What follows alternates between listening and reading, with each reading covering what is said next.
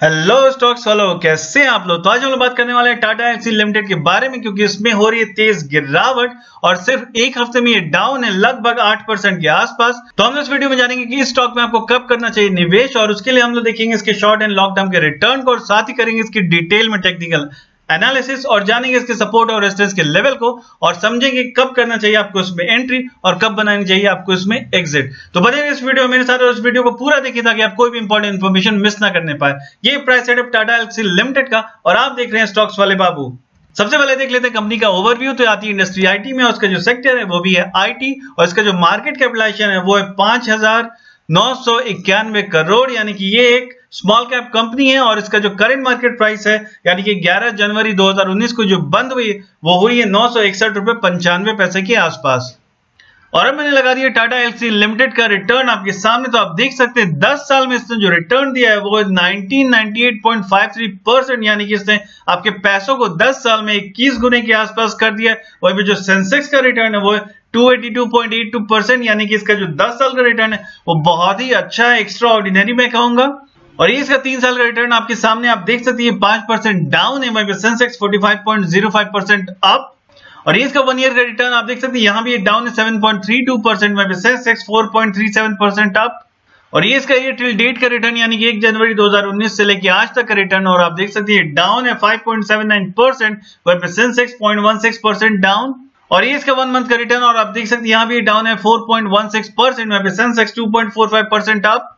और ये इसका 1 वीक का रिटर्न आप देख सकते हैं यहाँ पे डाउन है 4.19%, में सेंसेक्स 0.88% अप। और इसका 1 डे का रिटर्न आप देख सकते हैं डाउन है 0.78%, और सेंसेक्स भी डाउन है 0.27%। तो ओवरऑल मैं कहूंगा इसका लॉन्ग टर्म का जो रिटर्न है, जो 10 साल का रिटर्न है वो काफी अच्छा है, लेकिन उसके बाद से जो इसका रिटर्न रहा है वो उतना कुछ खास नहीं रहा है। और पिछले 1 महीने से इस स्टॉक में बनी हुई एक बड़ी गिरावट।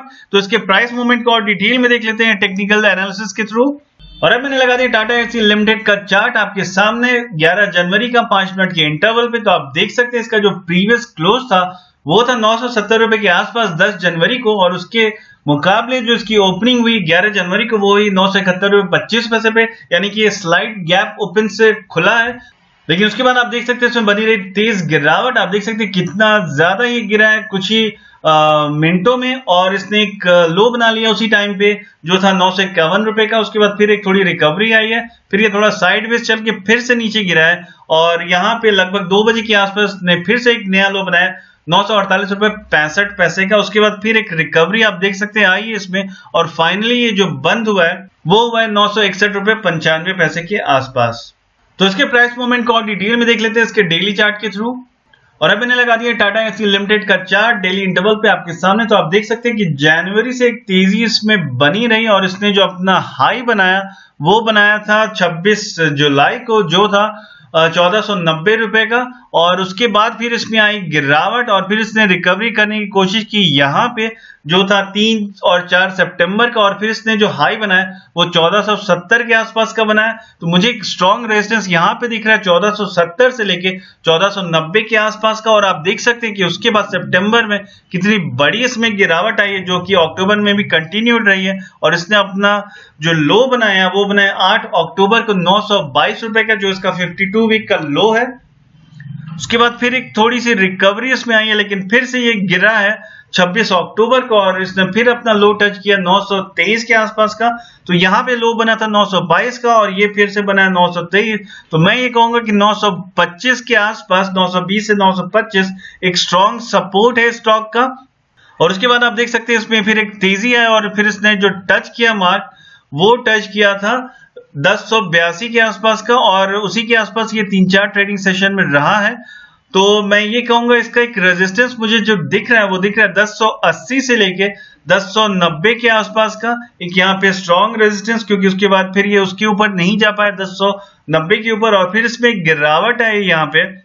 और इसने जो यहाँ का लो बनाया है 11 नवंबर का वो बना था 952 रुपए 70 पैसे का। फिर एक तेजी आई इसमें, और फिर इसने जो यहाँ पे हाई टच किया वो किया 1030 के आसपास का। तो फिर मुझे यहाँ पे एक रेजिस्टेंस दिख रहा है, क्योंकि आप देख सकते हैं यहाँ 17 दिसंबर को भी इसने ऊपर जाने की कोशिश की है, 1046 का मार्क पहुंचा है ये। और फिर यहाँ पे अगर आप देखिए 4 दिसंबर को तो भी 1056 का मार्क पहुंचा है। तो एक 1035 से लेके 1055 के बीच मुझे एक स्ट्रॉन्ग रेजिस्टेंस फिर दिख रहा है यहाँ पे। और उसके बाद फिर आप देख सकते हैं फिर ये नीचे गया है और फिर यहाँ से 2 जनवरी से कंटिन्यूस इसमें गिरावट बनी हुई है और ये काफी नीचे आ गया है। और इस तरह से ये लगभग 8% डाउन है अगर आप इसके 4 जनवरी के हाई से इसके 11 जनवरी के लो को कंपेयर करें तो। आने वाले दिनों में इसमें और गिरावट देखने को मिल सकती है। और इसका जो सपोर्ट मैंने आपको बताया वो है 920 से लेकर 925 का। आई होप उतना नीचे ये नहीं जाए। और अगर उसके दूसरे सपोर्ट की बात की जाए तो वो आता है यहाँ पे 945 के आसपास, बट वो इतना स्ट्रॉन्ग सपोर्ट नहीं है। और इसका 950 का जो सपोर्ट था उसको ये ऑलरेडी ब्रेक कर चुका है। तो देखना होगा कि आने वाले दिनों में ये कैसा रहता है। मुझे जहां तक लग रहा है ये नीचे ही जाएगा। तो उसके ट्रेंड को थोड़ा और कंफर्म कर लेते हैं एक्सपोनेंशियल मूविंग एवरेजेस से। तो उसके लिए मैं लगा रहा हूँ 5 डे का ये ब्लू लाइन, 8 डे का रेड लाइन, 13 डे का ब्लैक और 20 डे का ये ग्रे लाइन आपके सामने। और इसको मैं जूम कर लेता हूँ आप लोगों के लिए। तो आप देख सकते हैं कि यहाँ पे 4 जनवरी को एक कंप्लीट डाउन ट्रेंड इसका स्टार्ट हो गया था जब 5 डे की मूविंग एवरेज ने क्रॉस कर लिया था बाकी तीनों मूविंग एवरेजेस को। और ग्रेजुअली अगले सेशन में बाकी के तीनों मूविंग एवरेजेस ने भी एक दूसरे को डाउन ट्रेंड में क्रॉस कर लिया था। तो इसका एक कंप्लीट डाउन ट्रेंड मैं कहूंगा उसका हो चुका है और आने वाले दिनों में ये और थोड़ा नीचे जा सकता है। तो इसमें आपको अगर एंट्री बनानी है तो मैं कहूंगा थोड़ा इसको वेट कर ले, इसके ट्रेंड को समझें। और अगर ये आपका 920 925 के मार्क को टच कर लेता है तो मुझे लगता है वो एक बहुत अच्छा पॉइंट होगा अगर वहां से ट्रेंड रिवर्स होता है तो एंट्री बनाने का। क्योंकि बहुत सारी ब्रोकरेज कंपनी ने इसको बड़े बड़े टारगेट दिए हैं और जो मैक्सिमम टारगेट है वो है 1440 रुपए का। तो मुझे लगता है ये टारगेट ये आराम से रीच कर सकता है अगर ये अपने इन दोनों रेजिस्टेंस मार्क को क्रॉस कर ले। जब ये अपना 1090 का जो रेजिस्टेंस है उसको अगर क्रॉस कर लेगा तो जो नेक्स्ट रेजिस्टेंस इसका है वो काफी ऊपर है, यानी कि यहाँ पे 1470 से लेके 1490 के आसपास का इसका रेजिस्टेंस है। तो मुझे लगता है 1440 का जो टारगेट दिया है ब्रोकरेज कंपनीज ने वो काफी रीजनेबल है। और एक साल के अंदर अगर इसके फंडामेंटल सब कुछ स्ट्रांग रहते हैं, सारी चीजें सही रहती हैं, तो फिर ये इसको अचीव कर सकता है बशर्ते ये इन दोनों रेजिस्टेंस को ब्रेक कर पाए। तो इसके ट्रेंड को और थोड़ा कंफर्म कर लेते हैं। उसके लिए मैं लगाऊंगा मोमेंटम ऑसिलेटर और मैं यूज कर रहा हूं स्टोचैस्टिक RSI 1443 के इंटरवल पे। ये जो ब्लैक लाइन है वो %K और जो रेड लाइन है वो %T।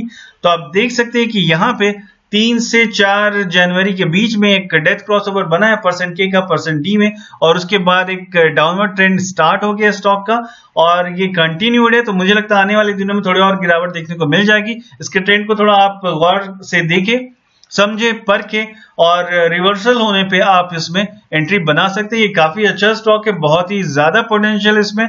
और ये एक जीरो डेप्थ कंपनी है। इस पे एक डिटेल मैंने इसका जो एनालिसिस है, फंडामेंटल एनालिसिस, वो कर रखा है और उस वीडियो का लिंक आपको मिल जाएगा इसके डिस्क्रिप्शन में। तो आप चाहें तो उसका डिटेल फंडामेंटल एनालिसिस उस वीडियो पे जाके देख सकते हैं। तो ये मेरा वर्डिक्ट टाटा एलसी लिमिटेड के बारे में वीडियो करूंगा यहीं पे वाइंड अप। पसंद आए तो प्लीज इसे लाइक करें, दोस्तों के साथ शेयर करें और इसी तरह की वीडियोस को देखते रहने के लिए चैनल को सब्सक्राइब करें। मिलते हैं आपसे अगली वीडियो में, तब तक के लिए बाय बाय।